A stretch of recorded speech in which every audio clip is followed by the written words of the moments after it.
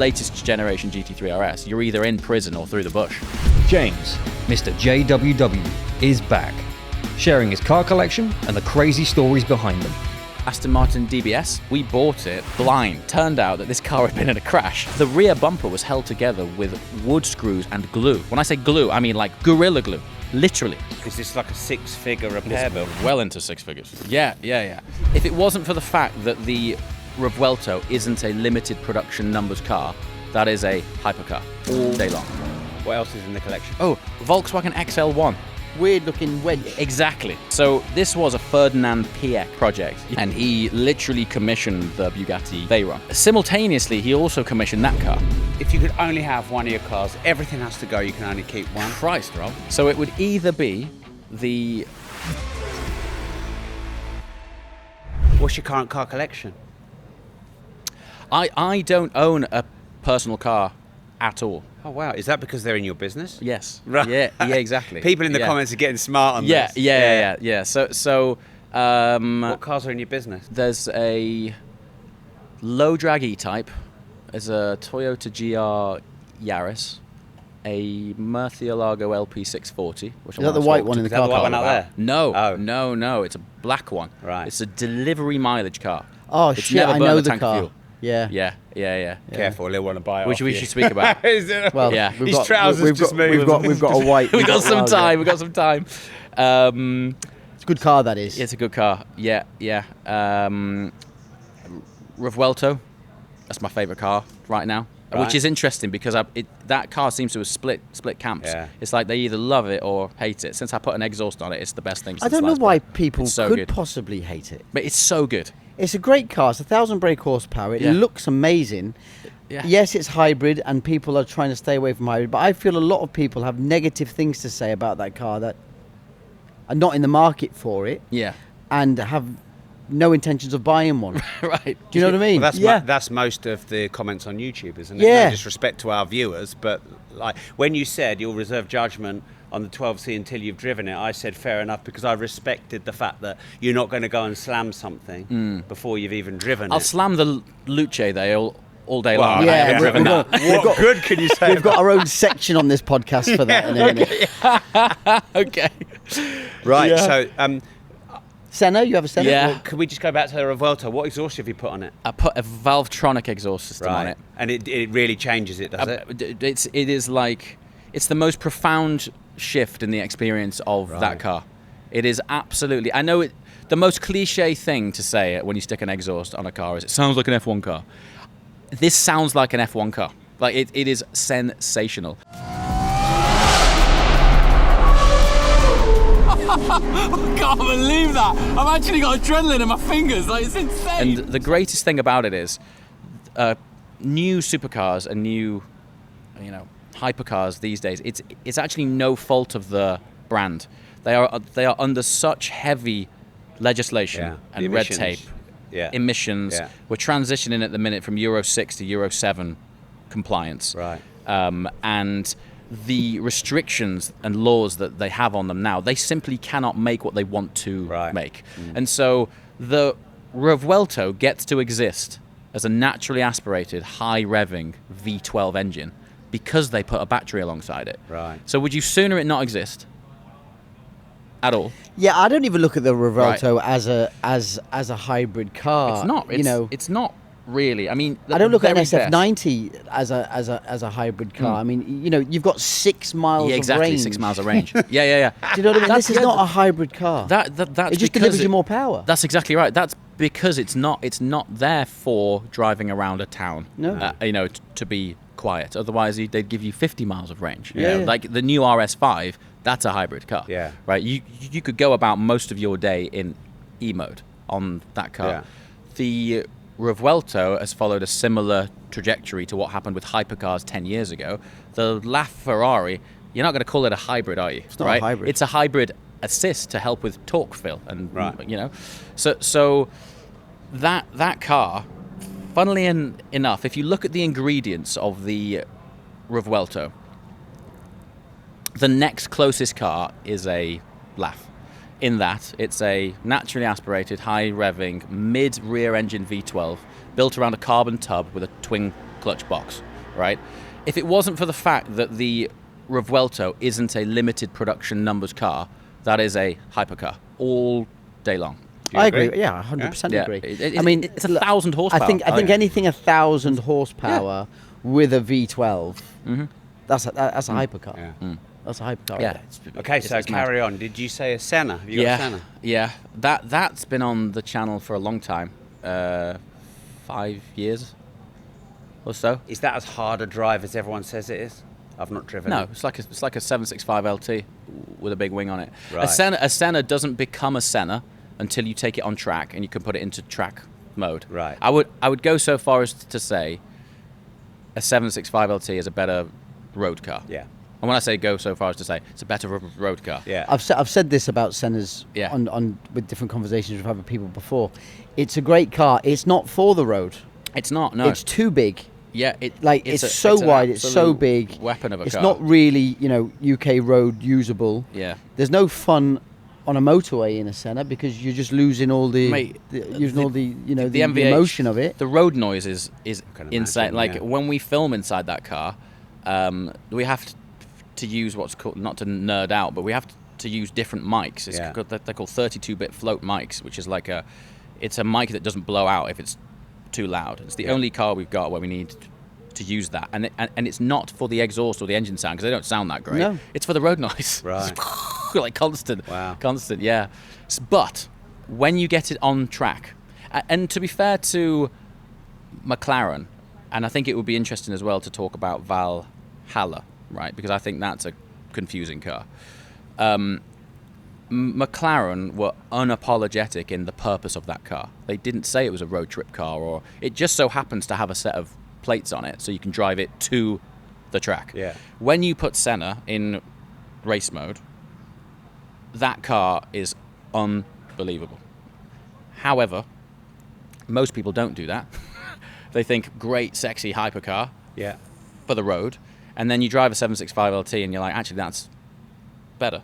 Yeah. But the reason Senna becomes Senna on a track is that you're able to achieve speeds where the aero actually switches on, and a good proportion of the available downforce of a Senna is ground effect. Not all of it's from the wing.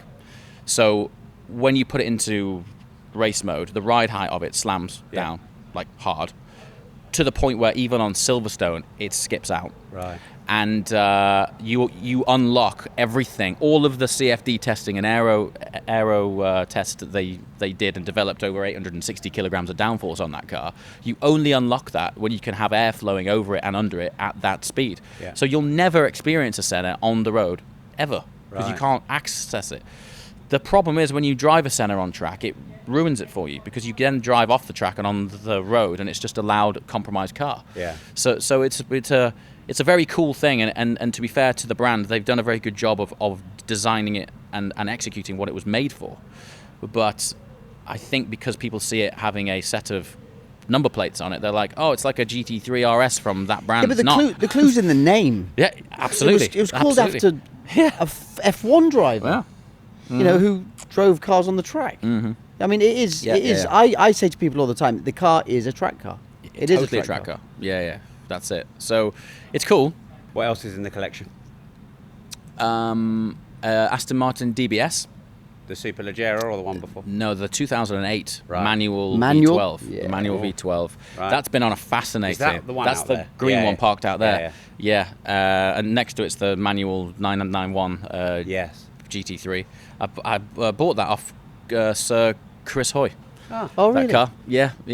And I didn't. We should just shout out to him because what he's Absolutely. going through and what he's doing is What a hero. I think What so. a hero. Yeah, And he's he such was a guy. he was out in the Silverstone, wasn't he? He was doing Yes. the interviews. Yeah, he was, yeah. What a legend. Yeah. Big car lover. Big Yeah. car guy. I've spoken to him before about Yeah. cars. He had he's had a few cars that we've spoke about in the past, and big car lover. He's diehard. I think for he it, just man. loves anything it. that's fast. He loves it. I He mean, loves it. he's Yeah, fast. and I tell you, he tracks his cars as well. I mean, he's at the ring. Most times that I could catch up with him, he seemingly come back from Alton Park like all the time. Yeah. He's just doing laps, man. It's brilliant. It's really cool. He Yeah. could probably go round a track on a bike faster than I could go round in a car. Definitely me. Yeah. So you got the DBS. DBS. That's just been through the best part of a 2-year restoration with Aston Martin Works. Right. Because we bought it blind. Kind of my fault, right? But so we were searching for one, and this collection was selling a load of cars in order to buy a Koenigsegg. So it was coming out of a good garage. So, and it was being traded in next to a 599 GTO, a shooting brake Zagato, and so it had some proper kit in there. So I thought buying this one blind out of this garage, fine. So get this car, had an Aston dealer inspect this car to check it was all right. And they were like, yeah, looks a great example. They were like, paint's a bit rough, but other than that, it's fine. Like, all right, great. So I managed to buy it off market at a good price and get this car, and I finally see it, and I'm like, yeah, the paint is shit, isn't it?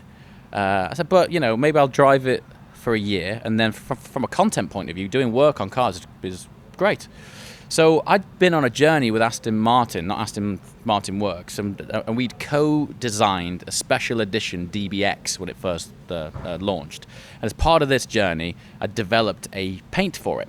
And I thought, well, if we're going to re-spray this DBS, there would be no other paint that I would spray it in than this paint that is exclusive to us because we've been on this journey. So I take it into Aston Martin Works, and what was going to be a 5-week job, tearing this car down, taking it apart, spraying it, and then rebuilding it, ended up a 2-year job. And the reason for it was, it turned out that this car had been in a crash, and it had been sent to some backstreet Bob to fix it, right? So I had no idea, right? So day one of filming, what I thought was going to be a respray, there's this guy at Aston Martin Works called Steve, and he's worked there since 1986, right? So he was there long before this car was even built. And he takes the first screw out of this car, and I've got it on film, and he turns to me and he goes, "That's not factory." And I'm like, "What's that mean, Steve?" And he goes, "Well, let's just keep exploring." More screws. Yeah. So anyway, he starts taking out screws, and the rear bumper was held together with wood screws and glue. When I say glue, I mean like Bostik, like Gorilla Glue, like Gorilla Glue, literally, right? And he's like, "This isn't obviously oldest good." trick in the book. Yeah, I was going to say you knew Carl, that he's one. such a wheeler dealer. He's like, "Yeah, been there, done that." Yeah. Well, no, I've bought things that have been similar, but I obviously rectify them.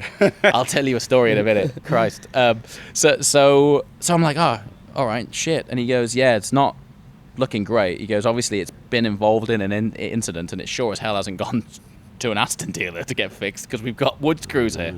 So I'm like, "All right." So the deeper he goes, the more it goes wrong, right? And he's pulling bits out, and there's rust. Anyway, goes around to the front of the car. Same thing. He takes out 2 screws which hold in the grill, and he goes to pull the grill out with one hand because he's like, these just come out like as a single unit, and he pulls it out, and all the veins of the grill just fall out, and he goes, "Yeah, that's supposed to come out in one part." And he looks inside, and the airbox is cracked, and there's all sorts of bent components, and he's like, "This thing is interfaced with something at some point, and it's gone to like who knows." The local carpentry shop by the sound of it. Yeah. So anyway, we end up stripping this car apart, and they're like, "Look, it's with us now. You're documenting this whole thing. We can't send this back out without doing our standard on it." Well, Works' standard is like rebuilding it from new car. From new. So they rebuilt the car. They rebuilt the car. Mate, it went on for months and months and months. So you probably is this like a 6-figure repair bill? Well into 6 figures. Yeah. You see, the thing is, when obviously that's a new car to need some kind of full restoration. 2008. Yeah. When I've bought cars in the past that are 60s cars and 70s cars, and they're tired and they need a restoration, and you allow 2 years, sure, because it's going to be 2 years, unless they buy them off you all in the bits after about 2 weeks. Yeah, well, that's happened as well. It just shows the car was too cheap, doesn't it? You allow for that, and you expect those things. Yeah. But you just don't expect it on a 20-year-old car, do you? Not at all. No, I mean, they didn't either. No, we've never had to restore a DBS like this, right? But we've also never received one like this either. Yeah. So I'm like, shit. Oh dear. But just to give you an insight into like a YouTuber's mindset. On the one hand, it was like, that's not great. On the other hand, I'm like, great story. Great content. Yeah, great story. So we went on this journey, and like even now when I bump into people who watch the channel, they bring it up as one of their favorite like sort of series that happened, and it all kind of happened by chance. Would you buy a car blind again, though? If I was filming it, yeah, it'd be great. Yeah, you're praying that it's a shitbox. You're praying it's a total shitter. Well, look, he's like got a very firm foot in the car business now, so that's part part of the job. Sometimes you've got to make a decision. But you also in the back of your mind, obviously, don't get it confused. If James is selling someone a new Koenigsegg and he's taking 8 cars in part exchange, I reckon the price would have been more than sufficient to cover. Yes, yeah. What was there. But yeah, it's just it's the first car that we've ever bought blind. Right. And when I say bought blind, we did ask an Aston dealer to check it over. They just did a shit job of it. Oh, well, that's not blind. They just looked at its surface detail. You can spend years building your wealth, finally buy your dream car, only for someone to nick it within minutes. That's why Scorpion Automotive is now Cars and Money's exclusive partner for vehicle security and tracking. With over 50 years experience in vehicle security, Scorpion offers GPS trackers with 24/7 monitoring, immobilizers, and combined systems designed to protect your vehicle and help recover it if it's stolen. And with approved dealers across the UK, Scorpion can install your security at home, at work, or even before you collect your new car. Most thieves don't even need your keys anymore. With relay theft and CAN bus attacks, thieves can exploit vulnerabilities in modern vehicles and drive away in minutes. So that's why an additional layer of security matters, especially if you have a supercar. So if you've got a car worth protecting, check out Scorpion. There'll be a link on this screen here or in the description, and claim your exclusive 10% discount for Cars and Money listeners. The link is on the screen or in the description for your 10% discount. What else is in your collection? GTC4 Lusso. V12? V12. Yeah, only V12. Mate, only V12. What a machine. Car, great value yeah. as well now. Great value. They're actually going up in value. Mate, I How much prefer are they it now? to the Pura Sangue, actually. Oh, well, basically, what good value does it look against a Pura Sangue? Insane value. A Pura Sangue new is 450,000 plus, and you can buy, a 15,000 mile V12 Lusso for 200 grand. I know 200 grand's 200 grand, don't get me wrong. But they were 150. Yeah, they're starting to They're go going up up again. So we bought ours blind. We bought it off an auction Your site. business partner must be having kittens with you buying cars for him. No, we do it together. Right, okay. I don't just get never met Darren dip yet. into the No. dip Darren into the is the account. ultimate fuck it, we're here now. Yeah, He's the absolutely. ultimate fuck it, we're here now. Yeah. So we just bought it because, mate, the value. Dude, I think that car went for 120 grand. Yeah. Before fees, and the fees weren't much. That's what you bought it for. Yeah. So I'm happy to buy any Lusso blind just at insane. that price. Yeah, just And that's incredible. why that's how you come to have to buy cars blind. You think, Yeah, fuck, yeah. what's the worst that can What's happen? the worst that can happen? And to be honest, for Well, me, it could be a multiple six-figure that's repair it. bill. Well, That's for the me worst. though, if the you worst car that can vertical happen it makes a first. great story. Shout out to Car Vertical. Shout out to Car Car Vertical. Vertical, If you're yeah. ever buying a car and it's blind, Car Oh, wait a Vertical. minute. I don't think they've paid us for the next round of sponsorship. Oh, well, you need to pull your finger out, Car Vertical. Otherwise, you can use HPI. Ouch.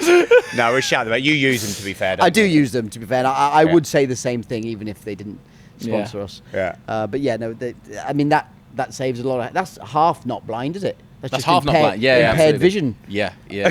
So Yeah, long-sighted. Yeah. Just a bit long-sighted on that one. What else is in the collection? 14 of them. Let's have a look. I'm trying to look back on at the end of last year. We got all the cars together in one spot for the first time. Yeah. And which sounds odd. No, it's not. Yeah, you would assume they'd just be all in this one garage. Yeah, but but if they're you're all using out, some, you're not going to all have over them the where you're place. stored, are you? That's right. Yeah. So the 991 manual GT3. That was the Chris Hoy car. Bought that off him at around about 4,000 miles. It's just clicked 70,000 miles now, that car. That's good effort. It's wicked, mate. And it just gets better with age, honestly. It's so good. And that thing, you just change gear for no reason at all, just to interact with the box, you know. What else is the low drag? Oh, Volkswagen XL1. Do you know what that is? But we're Is gonna that the electric thing? The little So- weird-looking wedge. Exactly. It's the weirdest thing. And generally, I find people either know exactly what it is or they're like, what is that? Yeah. Right? So considering this thing came from Volkswagen, they made 250 of them. Right. Right. You're gonna love this. It's nuts. So this was a Ferdinand Piëch project. Yeah, that car. That looks like it's not been finished. They forgot to do the back end. Got bored. So the group CEO of the Volkswagen Audi group at that time was a guy called Ferdinand Piëch, and he literally commissioned the Bugatti Veyron, Right. which obviously at that time it was the star car, it was the biggest news ever. Yeah. Simultaneously, he also commissioned that car, and what they were doing as a group. For what? Right. So what they were doing as a group was they were demonstrating their engineering prowess at the opposite ends of the spectrum. Right. So the Veyron at that time was the most extreme, world's highest top speed car that you can use every day. Yeah. Right. But it had a W16 quad turbo engine in it. Right. On the other end of the spectrum, they wanted to demonstrate their proficiency in fuel efficient cars. Now that's a 2011 car. The R&D on that car took 13 years, right, which is almost twice as long as it took for the Bugatti. So the fascinating thing with it is, if I was to read the specs to you on paper, which I will do now, and you were to tell me what car I'm describing, it's really interesting that in order to reach the world's most fuel-efficient car, they took the same ingredients as a hypercar, Right. with the exception of one thing, right? So if I said, what is this car? Okay, so it's built entirely around a carbon fiber tub, magnesium wheels, ceramic brakes, twin clutch box, mid rear engine hybrid, gull wing doors. It's got the lowest drag coefficient of any production car ever made, which means it basically goes through the air, really slippery. It has regenerative braking, and it has cameras for wing mirrors instead of wing, conventional glass. In 2011. In 2011, in order to make the surface area of the front of the car smaller, they offset the driver and passenger seat so that the shoulders of the occupants could overlap within the tub, so they could make the chassis narrower. What would you say that is? Well, you wouldn't say it looks like what it does on that picture, No. would you? Well, what I've described is a speed tail. And it was, Yeah. or like a Gordon Murray-esque Exactly. kind of car. Yeah. The only difference is that mid-rear engine hybrid is a 2-cylinder diesel with 74 horsepower. Right. Yeah. So why did you buy that? In need of ceramic brakes. in need of obviously. yeah. So but the ceramic brakes were for You and I would probably crash weight that saving. then. Of course, Yeah. yeah. So this car ended up achieving 330 miles per gallon. Yeah. It's And the insane. camera on instead of the wing mirrors were for aerodynamics. Yes, To stop that's the right. drag. That's exactly for right. Less fuel emission. Yeah. So it's a fascinating exercise that, interestingly, literally the same formula for going super fast is exactly the same formula for trying to achieve the Right. maximum fuel output. Yeah. And what was the retail price of them when you got that? At the time of launch, they were 100 grand, Right. which for a Volkswagen in 2011 mean, was, that's like a was Phaeton. punchy. Yeah. But they just lost money on them. So course. there's literally the same project as a Veyron. They lost loads of Has it gone up? cash on that. Not really, no. And do you buy cars for investment? Are you interested in their Sometimes. residual value? Sometimes. Okay. Yeah. I guess we're in a slightly different position in that the You can write off money the gets loss. earned on them is through content journeys. And you can write off the loss. And we can write Yeah. off the loss, yeah. Yeah. So it's Right. obviously helpful sometimes. I actually... So would you sometimes buy a car with the content in mind, even if you thought you might lose on the car? Yes. And so- Revuelto is a key example of that. So will Yeah, you the Revuelto, will you make yeah. more on the Revuelto content than the depreciation of the Fucking hell, I've got a stammer. It's like, you know what the It's hot, question mate, is. it's hot. Yeah. So what often happens is you'll try and find a journey with a car and go, okay, based on experience, we think that it's going to get this amount of views. Yeah. And rather than relying on the AdSense of the views, we go, can we connect a brand partner to that journey? Right. So we'll go, okay, if this car is going to lose 100 grand over the next, well, unfortunately on the First week. Vuelta, the first week, can we mitigate that on the lifetime journey of that car? Right. Yeah. And then so you'll try and find brand partners and activations along that journey and try and come up with the best stories you can to get the most, engagement and views. Sometimes it works, sometimes it doesn't work. Like the Revuelto is quite an extreme example of depreciation. Yeah. But what are they now? What have they dropped from and to? They've kind of steadied ship a bit, really. New price on a good spec Revuelto is 550. Massive mega spec is up to 600. You see them in the market now for less than 500. I thought initially the way they were going, at this point they'd probably be less than 400, but they're not. What are they? What would you buy one at? What would I buy one? Yeah, rather than market value, what would you buy one at now? Like 450? Yeah. All right. Yeah. 450. Yeah, I thought they'd have been lower. Yeah. They're not. And when I say I thought they'd have been lower, it surprised me they even dropped initially anyway because of what a great car they are. Yeah. And I still think there's that. Why do you think it dropped? Because the SF90 did the same. Same and you thing. really rate that car. Because people who are not in the market to buy one slates it and goes, oh, it's hybrid, it's not a real Lamborghini. Is that anything though to do with its residual value? Surely not. It's public opinion. You think that makes a difference on the residual? Yeah, of course it does. Why? Well, there's a lot of people who think an F40 is the greatest car ever made, and look at the prices what they've just gone up for. People buy into people. And it was the first time Lamborghini held out the longest for not giving into the hybrid. They were still making 6-litre V12 naturally aspirated cars when everyone give up the goose and were making V6s. They still were making V12s, and they still make the V12. Mate, I can't tell you. I mean, having experience over the last 3 years of being behind the scenes of trying to make a new car road legal, just going back to the boring stuff of the homologation regulations now, CO2 output, Lamborghini and Ferrari do not get enough credit that they can make a mass-produced naturally aspirated V12 today. Right. Like the headache, I cannot tell you that I get why they've got hybrid V6s and things like this, right? But the fact that they can put a V12 in an SUV, if you knew the rule book behind the scenes, you'd be like, why are you even doing that? It's just not worth it. But it is worth it from a brand point of view. Yeah. But the effort to make a globally homologated V12, non-hybrid, right? So I'm talking about Pura Sangue, say, for example. Yeah, Pura Sangue 12C. 12C, like in a new car today, the behind-the-scenes work of that and the headache to do that and the cost, what they're going to need to do to amortize that cost. Yeah. Is making things like manual special editions and spiders and coupes and version speciales and things like that. Like I'm surprised then there isn't a Pura Sangue Speciale just to make this thing work, right? Yeah. Because the headache of being able to jump through the amount of the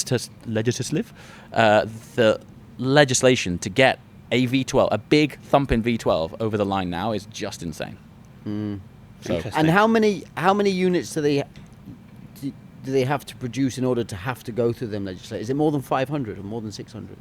Yeah, it depends on what you're doing. So it's like, for instance, with the SP3 Daytona. Yeah. They wouldn't have had to. That's a V12 naturally aspirated car. Well, it's done on the engine, not necessarily the car. So homologation per car is on things like pedestrian impact, say, things like that. Yeah. But once you've homologated the CO2 output of an engine, the only variables are the weight of the car it's going into and like crazy things like the rolling resistance of the tires on that car, right? So that will contribute to friction, which puts extra load on the engine, which therefore changes the amount of power required to propel it forwards, which may or may not burn more fuel. So depending on what car it's going into, but the biggest job is to get the emission standard over the line for the power unit first. If you can't do the power unit in isolation before it goes into it's a game over. Right. So they're going, okay, well, we're going to put, I'm talking hundreds of millions into this V12 over the next 5 years. How are we going to be able to get that cost back? Well, we're going to stick it in an SUV. We're going to stick it in a 12-cylinder. We're going to stick it in all of our specials, so SP3. We're going to stick it in special editions of the same car. So we're going to make a manual gearbox version of this thing. Yeah. And so that they're able to justify it that way. But to do a V12, if they only did an SP3, I don't think in this day and age that they would do it. No, but they couldn't. It wouldn't make sense. Yeah. Which is why things like the GMA T50 are so expensive. Yeah. Because in order to do it, I mean, a Cosworth development program on that engine, 30 million, I would say, on just to get a naturally aspirated V12 out of Cosworth. Now, it's about there. That's before you built the car. Wow. I mean, going back to Purasangwe, the UK is the only place in the world where they're considerably less than cost price. Yeah. You go anywhere else in the world, in Europe, our eyesight must be the best out of the whole world then. You hate them, don't you? Fucking you don't like hell. them. I quite like them. It's all about how much for you, Carl. Exactly. We know and they're at a price now where they're in competition with a Urus SE. Yeah. And I'm thinking, which ironically hold the value better. Yeah, and I'm thinking, which is weird. But why would 450 grand for one of them? No. But they're not 450. Yeah, but they were. They were. And what are they now? 350. Still too much. I think between 300 and 350. That car does not know what it is. Do you? Yeah, I do. I really do. I mean, look, I would definitely buy one for my wife if it had 5 seats. The fact that it's got 4 seats is a problem for me. I've got 3 kids. I think it's too small. But that's what I mean. It doesn't know what it is. Well, because you've just said you'd buy it if. We'd all do anything if. Yeah, that's a good point. But I still quite like it for what you get. I've done a few miles in a Purasangwe over the 18 months or so that they've been out. And what do you prefer driving, that or the Urus? Oh, the Purasangwe without doubt. Really? Oh, it's not even close. It's not even close. The Purasangwe is basically an 812 with 4 seats. Yeah. I mean, it's not, closer, and that's why though, I say in platform, it's closer to a Macan than it is an SUV. Yeah. It's quite. It's longer than what it is high. If that makes sense. It's quite a compact platform. There's not a lot of room in it. The boot's quite small. Yeah, but, that's what I mean. But it doesn't know what it is. Yeah, but as a practical daily driver, if you want a Ferrari badge on your daily and have a bit more practicality than a 812, say, it's got that sweet spot in it. It's just not as practical as like a Range Rover or a Urus. Yeah. If you're watching our episodes, you'll know we've partnered with Refund Club to help the UK public claim refunds on missold car finance between 2007 and 2021. Right now, they're actively investigating over 1,250 finance agreements from the Cars and Money audience alone. There are billions of pounds owed to tens of millions of UK drivers, and you, like me, could be one of them. I'm actually going through this process myself because it's as much about the principle of it as it is the money, and getting someone else to do it helps you take the hassle out of doing it yourself. So if you haven't run a check yet with Refund Club, scan the QR code on the screen or click the link in the description. It's completely free to check. It takes 60 seconds. They handle all the heavy lifting, just like they're already doing for many of you watching and listening to this podcast. You could be owed thousands for the sake of 60 seconds. So why not do it now? Scan the QR code or click the link in the description. So if you could only have one of your cars, everything has to go, you can only keep one. Christ, Rob. One car? Yeah. well, forever. Yeah. Forever. That's a really... This is first world problems, boys. You've got to keep it forever. Well, out of the cars you've got, you can only keep one. All right, maybe in Let's say 5 years. Okay, Yeah. 5 years. Yeah, I mean, forever. No one's keeping anything forever. This is going to be so polarizing. I'm going to have to put 2 forwards, right? But you can't because that's not one. Yeah, but then we'll discuss. Yeah, which but one then we we'll should- chat, Yeah, right. Then we'll discuss which one. So it would either be the DBS, right? Manual DBS, or the Revuelto, and I know they are so opposite cars. The DBS, I've basically been daily in that for the last, I don't know, month, say. Are you saying the DBS because you've got so much sunk cost fallacy of hundreds of thousands of repair bills, and you've gone through so much with it you can't let it go? Do you know what? I think it's age, my age, not the car's age. Yeah. If you'd have asked me this question 3 years ago, I'd have said GT3 RS. Yeah. Because it just ticks the most boxes. Right. But actually, the more time I've spent with the GT3 RS, particularly the 992 generation, it's going back to like Senna area, where it's okay on the road, but it just doesn't become a GT3 RS until you're absolutely on it. Yeah. And absolutely on it in a latest generation GT3 RS, you're either in prison or through the bush. Right. Right. So you can't really use it. No. And sometimes, like I've just turned 40, I don't necessarily want to turn up to a restaurant with a big plank on the back of my car. No. Well, this is my problem with cars like that. Yeah. I look at people parked outside of a restaurant in their Senna or their GT3 RS, and I think, where the fuck are you going? What are you doing that for? Like, is this a pit stop on the way to the Nürburgring? Yeah, exactly, yeah. Well, I used to keep the GT3 RS at the Nürburgring. Yeah. I didn't drive it on the road at all. That's what it's for. Yeah. So the DBS, and I think this is just because I've clicked 40, but it's the best fun I've had going slowly. Right. And what I mean by that is, it's not a slow car. By modern standards, it is. Yeah. But it's so difficult to go fast on the road now that if you're in a Revuelto or a GT3 RS or whatever it is, the operating window of these cars is so high that you cannot experience it. Right. And so why I put the exhaust on the Revuelto is because it unlocks the emotional theatre that you associate with a car like that at this speed, not this speed, right? Yeah. So you can feel like you're in an F1 car at a road acceptable pace because of that exhaust. Yeah. Before that exhaust, you had to unlock its 1,000 horsepower and be into 9,500 RPM in that thing before it came alive. Yeah. And then 9,500 RPM in a Revuelto. I mean, how on the British roads do you even You get? cannot do it. Yeah. So not tell on camera me, anyway. how was the car functioning and living with having a sports exhaust in the way of, I've had various Aventadors over the years, and I put an exhaust on most of them, and it sets off every Alarms. sensor that you can set off. Yeah. So what, is it the same with? well, with this is really engine interesting. light on, lambda sensors, None of that. anything like None that. of that. So Oxygen sensors. no. I've had all of them. Yeah. No. So the guys at Valvetronic developed a fantastic kit, and they are aware that customers are becoming very sophisticated when it comes to these things, and we've all had experiences over the years with exactly what Carl's just said, like engine warning lights on, getting bad errors baked into your ECU. So when you take it in for your next service, regardless of the exhaust not being on it anymore, plug in a laptop and it goes error, knock sensor or something like that, and they know.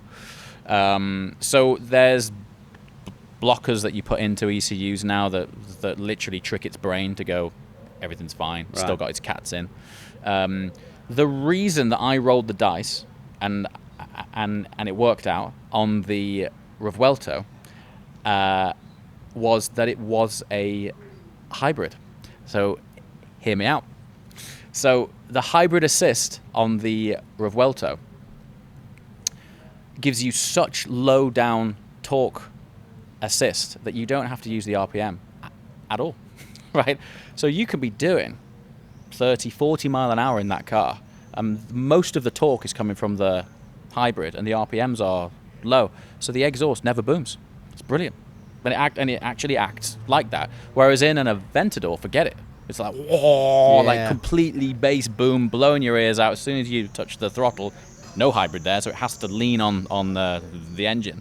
And so you get this sort of obnoxious bass tone, whether you like it or not. Whereas with the hybrid, it just sort of breezes along and just uses it a bit. And it sounds how you think a Lambo should sound. And it's been great. So which one are you choosing out of the DBS and the Revuelto? Probably You've procrastinated long enough, avoiding this decision. I'm not old enough yet, so I'll probably go for the Lamborghini, I think. Yeah, good man. Yeah, I would, yeah. Plus, I know manual's great, and it is great, but to drive a manual every day as your daily car for 5 years, that wouldn't sit well with me. Do you know what? It's not the First world manual problems thing. again. Our fathers had to do that every day with 4 gears, and it wouldn't go into second. Yeah, but time moves on, doesn't it? It does. For me, it's not the transmission thing or the fact that one's a super loud V12 and the other's a gentleman's express. It's when I think about the different environments that I end up arriving at and parking in. Sometimes, and this is going back to the GT3 RS wing thing, the Revuelto spec that we've got is full Lambo obnoxious, right? It's got this wild flip paint job on it, and it's it has. I mean, it is incredible. But sometimes you don't want to be that guy, right? And but the DBS fits in everywhere. Yeah. The paint is like a flip green, gold, purple. Yeah, it's all kind called of stuff. Oro Alba, and it was a paint that they launched on that car, and it is the most magnificent paint. And it was expensive, mate. How much for a paint job? 60,000. Yeah, I was going to say 40, but 60. Yeah, 60,000 for a euros. paint job. For a paint job. A job you can write it off. Yeah, which is a bit nuts. Talk about the importance of paint protection film. You don't want to be touching that in. Can you imagine? I've got to paint the bumper. You'd never get it to match. You'd never get it to match. It's No. got to be done in one go. Yeah, that's it. The paint adds to the theatre of it. I mean, I smile walking over to that car before I even turned it on. You know, makes it. You go back to why you fell in love with cars in that car.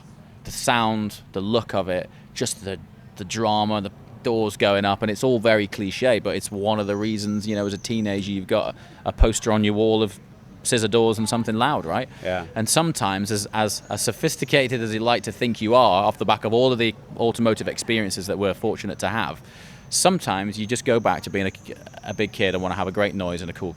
Well, that's what cars are all car. about, really. Well, absolutely. I mean, cars, for me, cars and watches are a similar thing in that at a very early, accessible price point, they both fulfill their brief very early on. So telling the time and getting from A to B happens with an Apple Watch and a Dacia Sandero. Yep.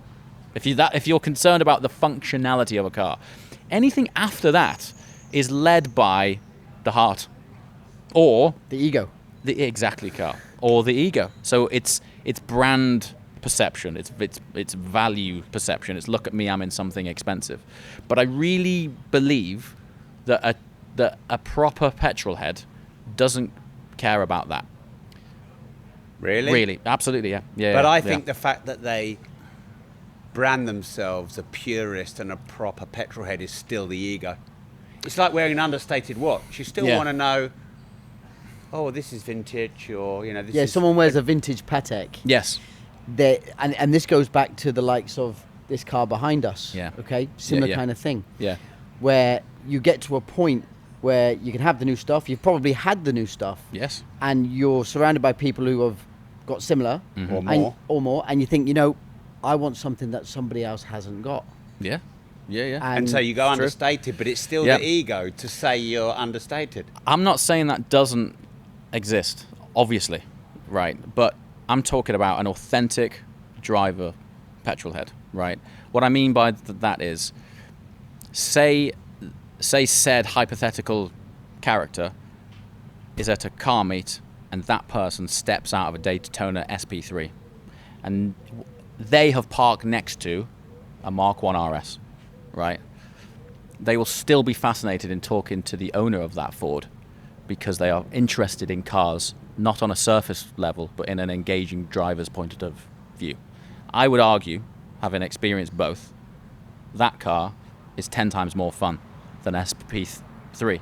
Can you compare them, though? That's not the point. It's about how they make you feel. It's about the appreciation of how they make you feel, what they unlock in you as someone who has a genuine interest in cars. And I think that goes back to the watch thing, right? Like the person who's sat there with the latest Patek can also still be interested. Carl, you get a lot of comments. He gives me a bit of stick because I like the new, yeah, hard to get stuff, and he's like, "Oh, there's no class in that. You gotta have, that's not a real watch lover's watch. That you just like it because everyone else wants one." Do you buy them because they're good investment, or do you buy them because you like the watch? I love watches. You asked me earlier if I like cars. Like cars, yeah. And I do like cars, Yeah. but I used to love cars. But because cars are now my business, and I deal with them every day, and you have to get yourself in a mind frame where you know, there's been times where I've let go of my dream car for profit. Yeah.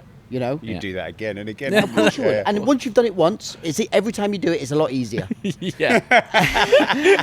And when you say easier, more profitable. Yeah. And you think, I remember we had like several Pagani Zondas and things like that. They weren't nowhere near the price that they are today, but they still were, like, as a car enthusiast, a car lover, a petrol head's point of view, that was the ultimate. Sure. Was a Zonda. And someone comes and offers you, and the car's there for stock, it's there to sell, it's not there as a personal car, and someone comes and offers you a profit on the car. That's your job, that's what you're there for. But watches I treat completely different. I don't have mass amount of watches, but I have the watches that I want, and none of them are for sale. Would you pay a premium I have for done. a watch? Yeah. I'm lucky enough that I don't have to, but I have done in the past. But I only done it to prove a point to my AD. Because they were taking too long on getting me a watch, so I went and paid over list and got one anyway. Then walked into the store and I was like, "Fuck you! Look what I just bought." Okay. And Brilliant. it did work. Yeah. Brilliant. Yeah, Brilliant. it worked. Yeah. It worked. And I've got a great relationship with them, Pragnells in Stratford upon Avon, and they look after me incredibly well. But they see me on YouTube on these shows, and I wear all the watches that I have. They see that they're not kept in a safe, and they're not, I have them, but I don't wear them. They also, if I'm not wearing them, do I still own them? Sure. Have I sold them? So they know with me it's safe. I wear them, and it's. But I do. The answer to the question is I love watches, and I probably get turned on more emotionally. Yeah. About a watch than I do a car, because I would always be thinking with a car, that's my plan for that, but there's profit there and I'm going to sell it. Sure. With a watch, I'm like, I love that. Brilliant.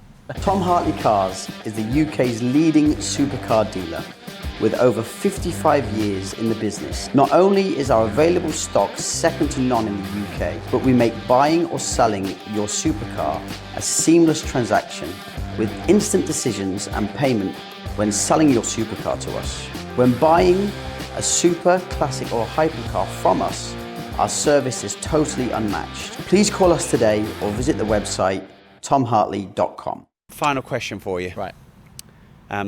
Which one car screams that someone's trying too hard? A red Ferrari. Really? You don't need to buy a red. If you buy a Rosso Corsa Ferrari, right? It's your first one, isn't it? Well, yeah. Because you would go Rosso But Magma. it could also be your 10th one. Not really. No, it would. No. It would. I mean, look. Don't get me wrong. It's subjective. If you like Rosso Corsa, fine. Let's narrow this down. Rosso Corsa, California. right. Like, I think there's so many more amazing colours available from that brand. It's kind of a rule, though, that your first Ferrari must be Exactly. red. Your first one. What fine. colour was your first Ferrari? Black. Okay, so you bent the rules a bit. Yeah. What was it? It was a Scuderia.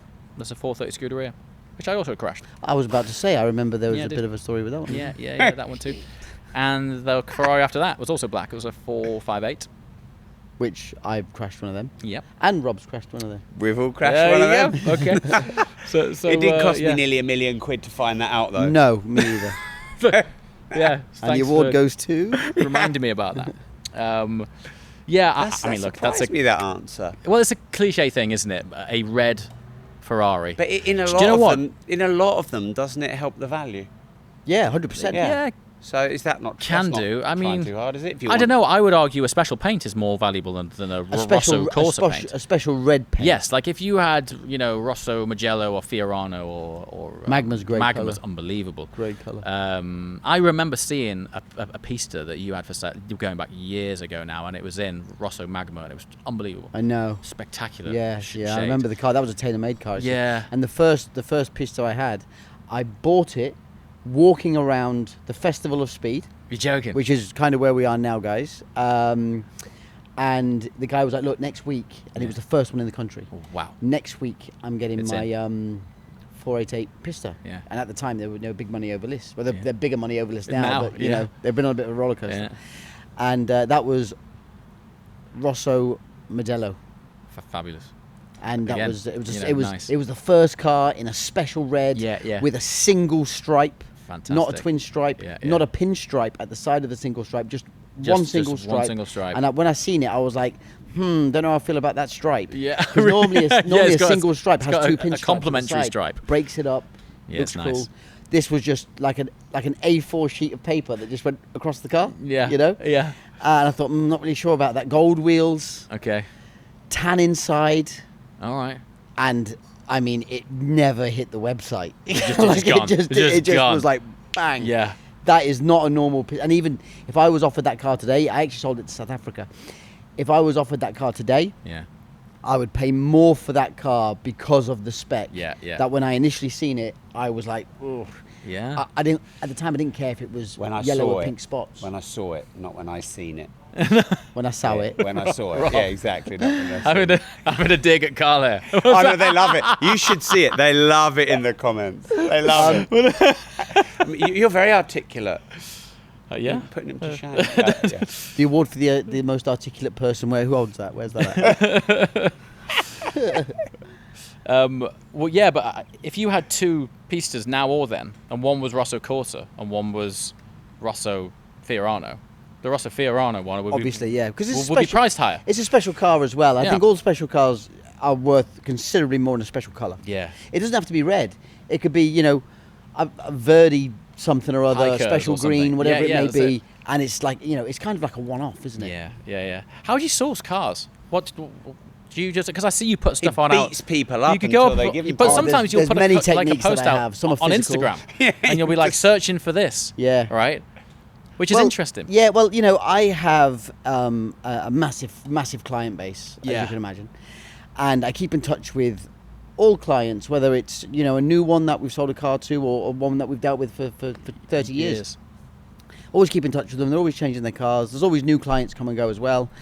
Also, you know, social media don't underestimate the power of social media. Yeah. It is fantastic. You know, I had a phone call from a good friend on the way up here, and I tried to sell him a Rolls-Royce Ghost last month. Wasn't the right timing for him. It was a good car. It was a cheap car. He missed the car. He called me yesterday, and he's like, I should have fucking bought that car. So I said, I know. He's like, find me that car. I was like, that car's gone. He's like, well, find me the same. Right. So, Okay. like I'm going through all different avenues to find. He's a very good friend. So to find my friend this car, and, you know, asking my 250,000 followers on Instagram, who predominantly would have cars, is no harm can come from it. It's a great fishing pool, isn't it? Yeah. I mean, my dad put a thing out on at 2:00 in the morning. He wants to buy an SP3 Daytona. Brilliant. At 3 a.m. He's obviously woke up and thought, I want to buy a SP3. Daytona. They had a piss and gone back to bed. Brilliant. I mean, your YouTube channel must have done the same. You got 1 million subscribers there. I think you 250 million views, something like that. Yeah, I think. Yeah, something like that. Yeah, something and like that's that. been good for sponsors, partners, brand deals. Yeah, it's been amazing. Yeah. I mean, it's no exaggeration when I say YouTube changed my entire life. Like, it's. Could I ask you some advice? Yeah. Yeah, because we've just hit just over 100k subscribers. Congratulations. Congrats. Hit 10 million views on our 24th video, so it's about 400,000 views a video. Well done. So we've had a good start. Yeah, it's a but good I know start. that the hard yards are coming. So what guidance would you give us? What couple of things, being more experienced in YouTube? Total consistency. Just not from a point of don't give up. Obviously that. Just make sure that you keep regularly outputting your content for a long period of time.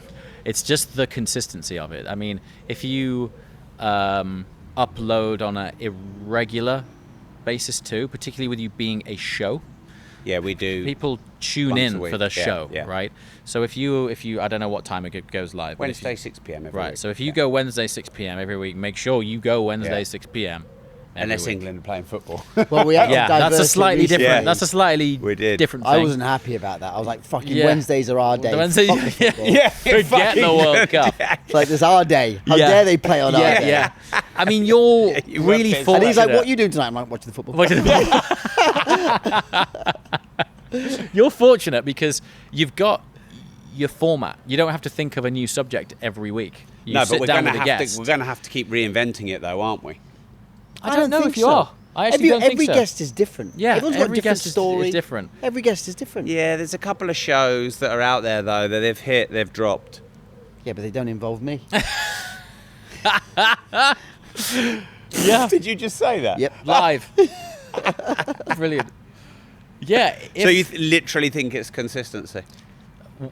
100% is the consistency thing. You don't know how fortunate you are that you know your format. It is this. Yeah. You sit down and you talk with interesting people, and to a degree, the variable of your success is how. There's a bit of Freudian slip there, mate. Yeah. The variable of your How sex do you know? is.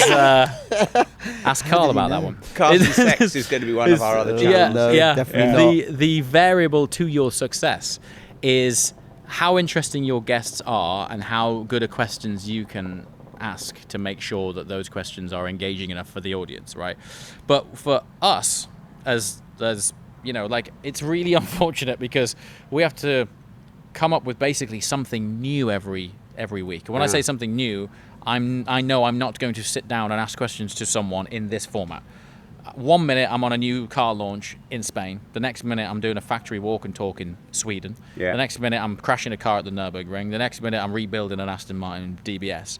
And from an adventure personal point of view, fantastic. From an audience consistency point of view, it's not great because say a member of the audience joins the channel for the first time, and I am doing a walk and talk around the Koenigsegg factory with Christian von Koenigsegg, and they love it. Now, this is amazing. I'm going to subscribe for this next week. Yeah. Well, next week comes and I'm in Spain driving an Aston Martin. That's not what I subscribe for. I subscribe for factory tours. Yeah. I'm not doing a factory tour now. Yeah. But the next time round, someone new will join and they love this Aston Martin drive, so they subscribe for that, right? And they're here for the driving. They're here for the driving. Next week, I'm doing a factory tour again. And the Aston Martin subscriber's like, don't like Koenigsegg and I don't like factory tours, so I'll tune in next week. Right? So there is definitely a thing of giving the audience what they subscribed for, which is very difficult. You would think, well, you talk about cars, so people want to hear about cars, but it's not that broad. Like, people have their like nuanced interests, in these things, and you can't cater to everyone, but for you, they know that they're going to get a podcast every time. They know they're going to get a sit-down interview, and the format that they enjoyed last time will be the format that they enjoy this time. The only variable is the guest someone that they like. Yeah. And that was, for you, it makes it a lot easier to be consistent because you don't have to think, what should we do next week? You just need to plan far enough in advance that you make sure you have a guest next week. And that, and have to get these slippery eels sat down, don't we? That's all these big diva personalities. Right. Yeah, that's it's hard because we all have. It's really hard. Busy. I mean, 95% of my time is running and being a supercar dealer. Yeah. And Rob's property business, coaching, online coaching, that kind of thing. And then we have to align our schedules with each other. And then we think, oh shit, let's try and find somebody else really busy who we can try and align their schedule with as well. Yeah. You know how nearly impossible it is to sit down with anybody that's worth sitting down with. 100%. Well, we'd been talking to you on my old show, Disruptors, which I had for 10 years. And well, Okay. obviously didn't get to you, but it got to someone in your team. Yeah. This was 4 years ago. Crikey. I had Mark Zuckerberg agreed to come on Disruptors 5 years ago. Oh, my God. Eddie Hearn agreed to come on Disruptors 6 years ago. Yeah. And a lot of schedules are tricky. You know, the first podcast I ever done was yours. Yeah. I know exactly what you're talking about because that's right. NVN? Yeah, that's right. Yeah.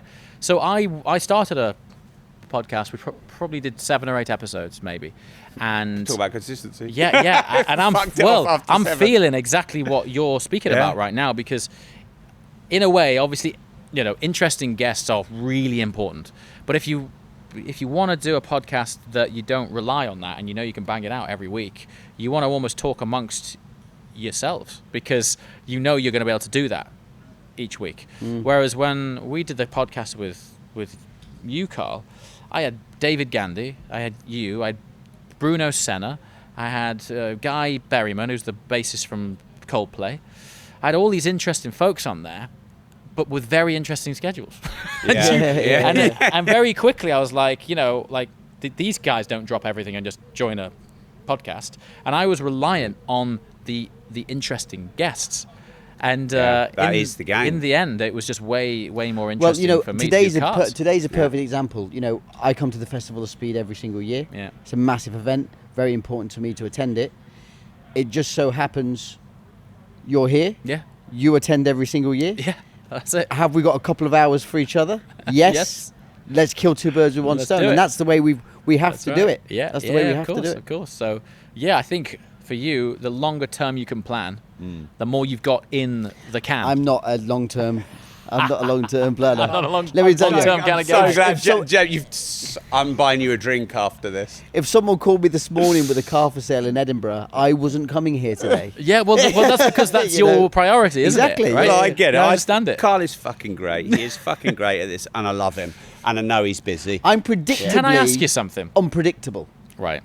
I want to ask you something. You can predict that I'm going to be unpredictable. You can predict I'm going to be late. Right. You can predict I might change the goalpost. Sometimes you're 3 hours early.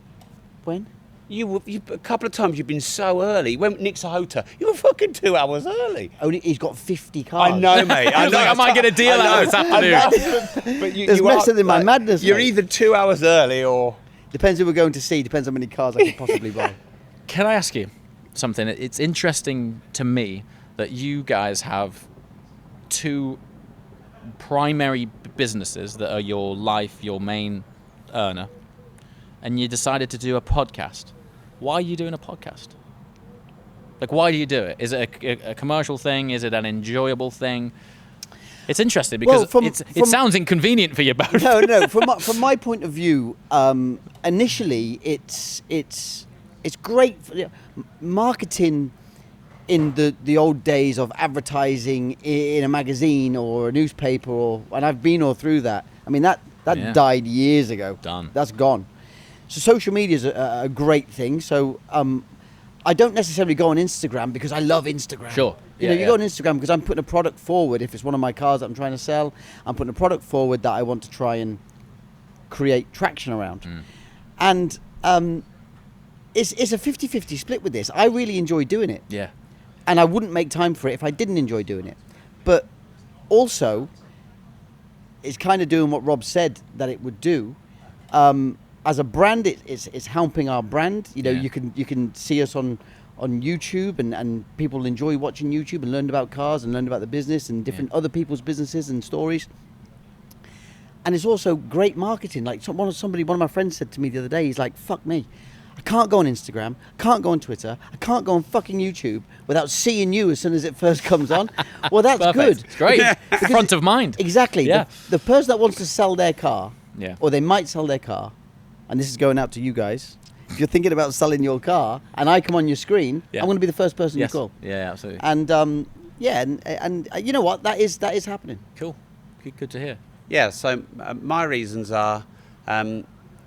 I've been running my show Disruptors for nearly 10 years.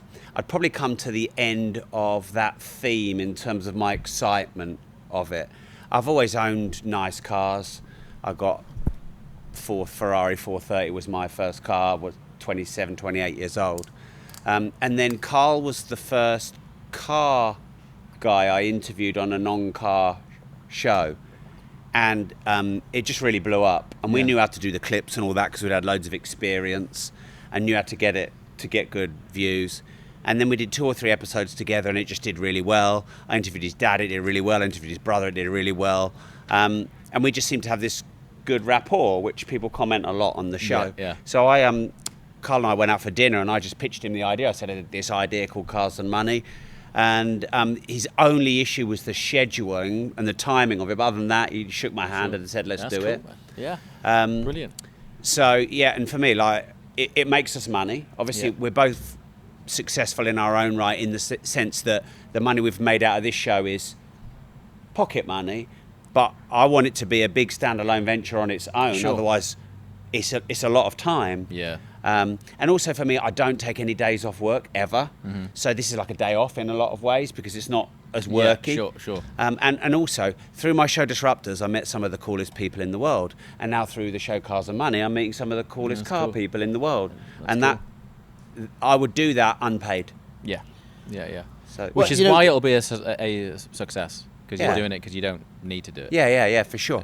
I've done business with a lot of the guests. Yeah. On or after the show also. Oh, like Carl, whilst you're here. Well, speaking of which, this delivery mileage LP640. Yeah. What do you think is the best thing to do with that? Sit can't on it for a drive while? Well, exactly. Can't drive it, but You have to service it every year. do we sit on it or sell it? Well, Go